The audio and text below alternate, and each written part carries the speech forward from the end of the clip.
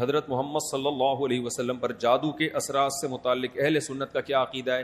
نبی پر جادو ہوا تھا، بخاری مسلم سے ثابت ہے، لیکن ہوا کیوں تھا؟ آپ کہیں گے نا ایک طرف تو آپ کہہ رہے ہیں جادو اتنی آسان نہیں ہے، ہزاروں میں کسی ایک پہ تو پیغمبر پہ ہو گیا۔ دیکھو کچھ چیزیں نبی صلی اللہ علیہ وسلم کے ساتھ ایسی ہوئی ہیں جن میں کوئی حکمت تھی۔ یہودی آپ کو جادوگر کہتے تھے، جادوگر، اللہ نے تھوڑا سا اثر ہونے دیا تاکہ یہودیوں کو الزام لگانے کا موقع نہ ملے۔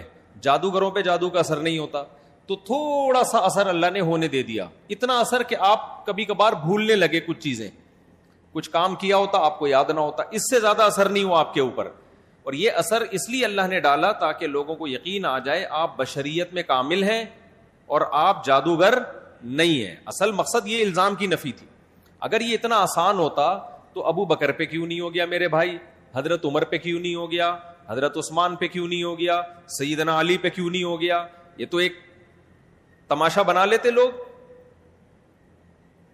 فرعون کے موسیٰ علیہ السلام کے مقابلے میں جادوگر آئے ہیں۔ آپ لوگ کو آواز صحیح آ رہی ہے؟ گونج تو نہیں رہی ہے آواز؟ مجھے تو گونج رہی ہے آواز۔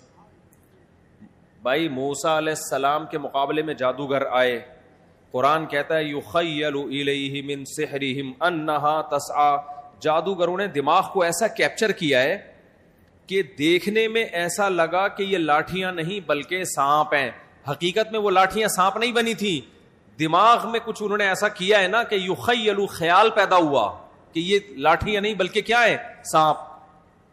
دیکھو انبیاء کے دماغ کو ایسے کیپچر نہیں کیا جا سکتا، لیکن اللہ نے یہاں ہونے دیا۔ موسیٰ علیہ السلام کو بھی ایسا لگا کہ یہ لاٹھیاں نہیں بلکہ کیا ہے؟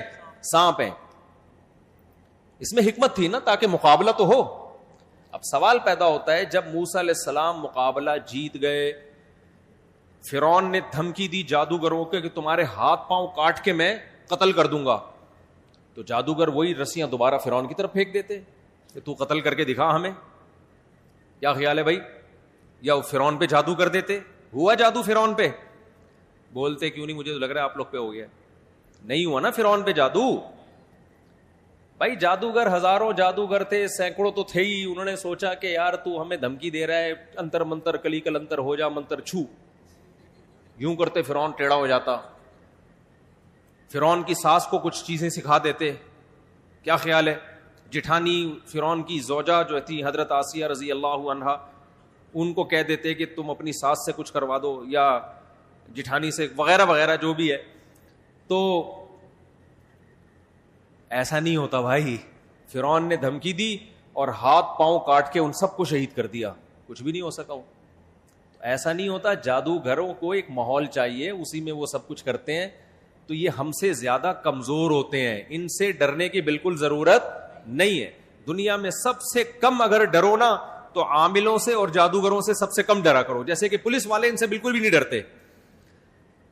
اکثر آپ نے دیکھا ہوگا ریڈ پڑتی ہے نا پولیس والوں کی عاملوں کے پاس، تو پولیس والے جاتے ہیں، پولیس میں جو گٹکا کھانے والا ہے نا وہ اٹھا کے لے آتا ہے عامل کو، تھانے میں بند کر دیتا ہے، عامل اس کا کچھ بھی نہیں بگاڑ سکتا۔ سوچو جو عامل ایک گٹکا کھانے والے پولیس والے کے سامنے کچھ نہیں کر سکتا، وہ اس عامل کی پوری ٹیم کو اٹھا کے لاک اپ کر دیتے ہیں یہ لوگ، وہ سنگدل محبوب تمہارے قدموں میں کہاں سے لا سکتا ہے؟